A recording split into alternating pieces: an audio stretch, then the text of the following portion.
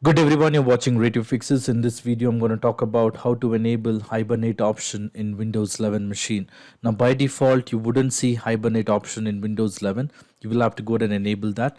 To do this, you will have to open Control Panel. So you can go to the search box and type Control. You will see the best match for Control Panel. Double click on Control Panel. In case if you are on the large icon or a small icon view, you will have to switch back to the category view from the view by section and then click on System and Security. Once you're on the System and Security, you will have to locate for Power option. Under Power option, you will see an option which says change what the power buttons do.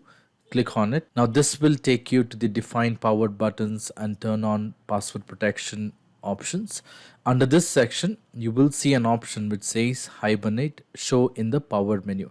Now in case if the Hibernate option is being disabled or it has been grayed out, what you could do is you may go ahead and click on change settings that are currently unavailable and then check the box to enable the Hibernate option in the power menu and then click on save changes. You may close this window, and now if you go to the power button, you should be able to see the Hibernate option in your Windows machine.